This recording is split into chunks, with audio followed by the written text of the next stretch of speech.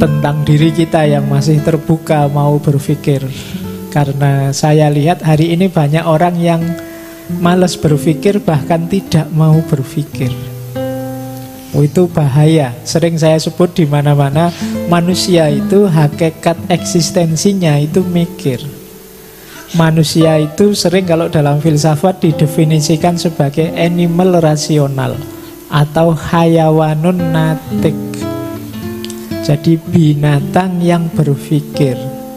Bayangkan kalau ada manusia kok tidak mau mikir, berarti yang tersisa adalah binatangnya.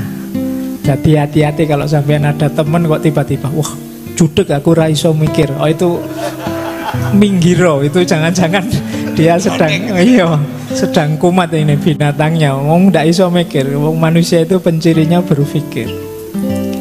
Baik, malam hari ini kita belajar sedikit saja. Nanti saya gabung-gabung beberapa teori dari para filosof Muslim ya.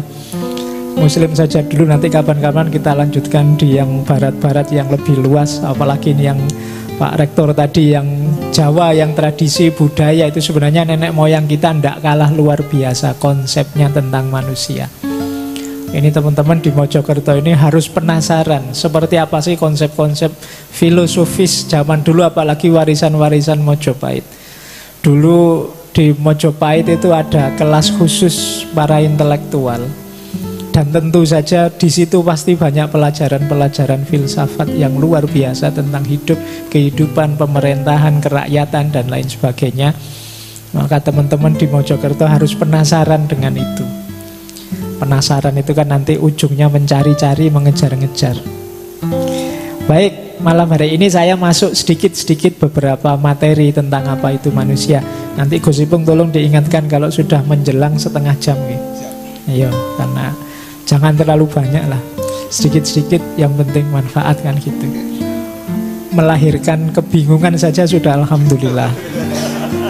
Ya, loh, karena orang yang mau bingung itu kan berarti mau mikir.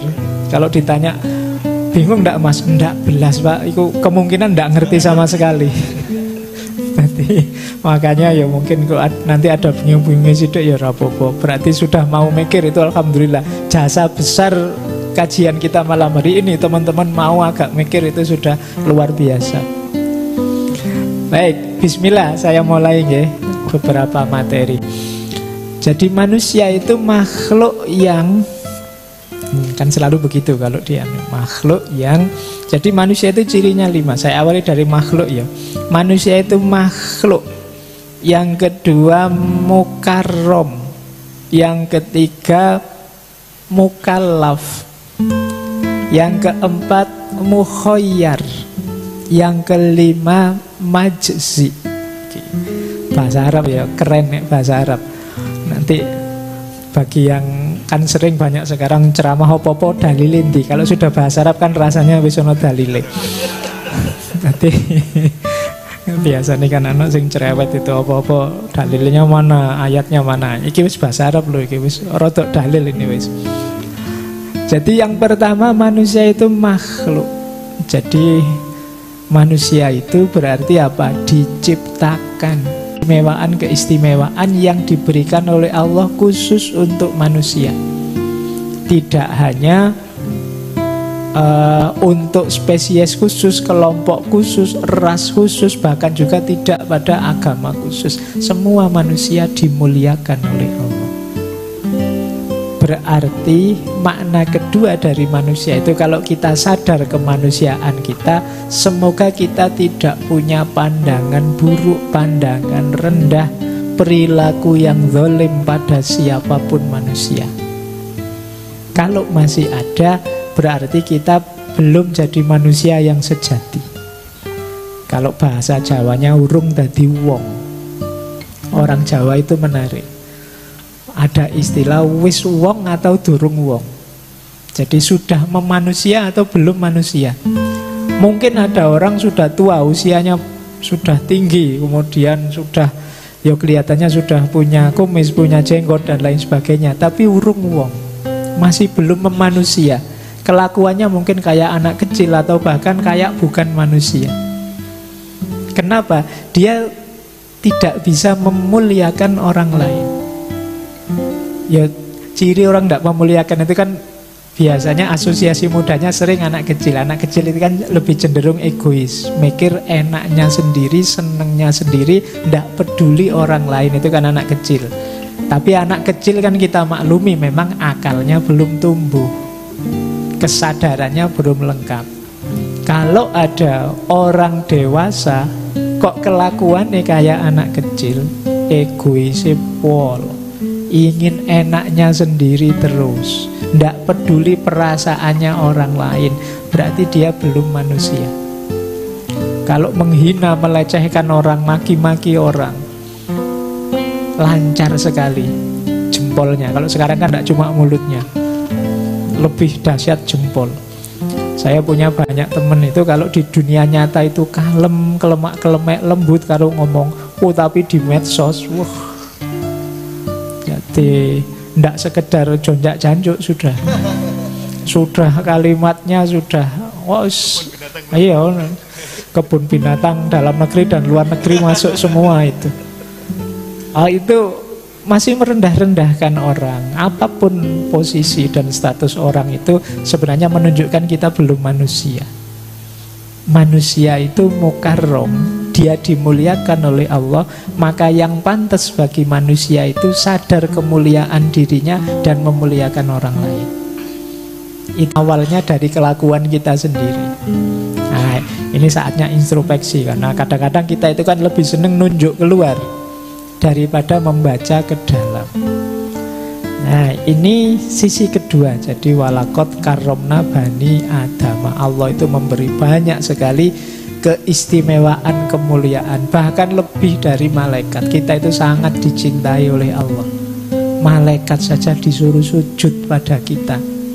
Allah itu tidak tega kita diturunkan ke bumi, maka wa 'allama adamal asma'a kullaha.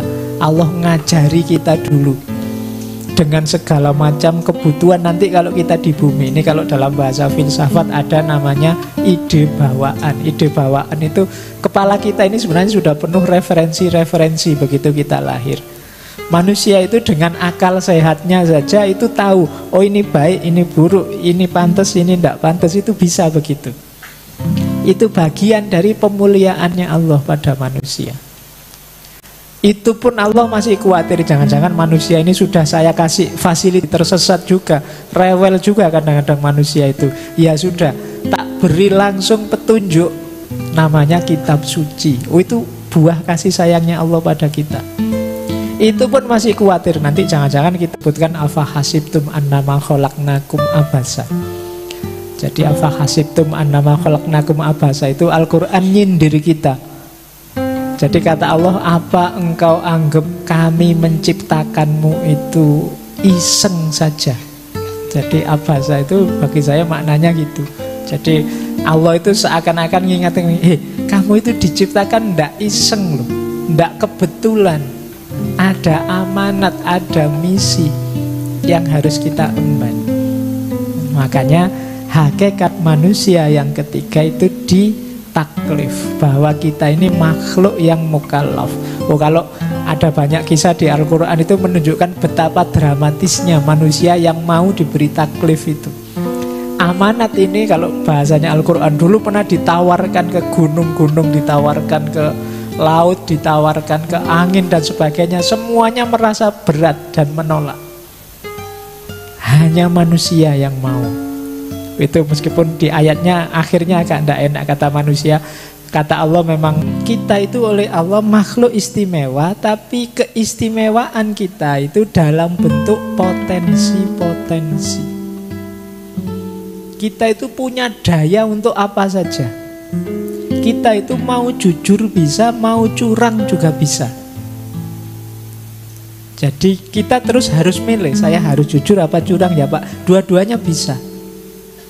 Kita itu mau muji orang bisa, mau maki orang juga bisa. Dua-duanya punya daya. Bandingkan dengan makhluk yang lain. Makhluk yang lain enggak. Makhluk yang lain itu hidupnya paket sudah. Dari lahir sampai mati begitu. Dan enggak ada improvisasi macam-macam. Ya wis gitu terus. Kalau manusia coba teman-teman lihat dari prasejarah sampai hari ini, perkembangannya luar biasa, perubahannya. Dulu kita pakai baju kulit, mungkin awalnya malah enggak pakai apa-apa, terus kok dingin, akalnya jalan pakai baju kulit, terus bajunya terus ganti, mungkin daun-daunan, ganti lagi sampai sekarang kain. Kain pun ada yang kain berkembang, dulu kain mungkin tebel, sumuk, sekarang banyak yang tipis-tipis, santai, ringan, enak dipakai. Itu manusia. Kalau sampai lihat binatang enggak ada yang begitu. Gajah itu ya telanjang sejak dulu begitu. Kucing juga begitu, dia enggak pernah mikir, wah kok enggak enak ya, mau sekali-sekali ganti kostum, enggak ada.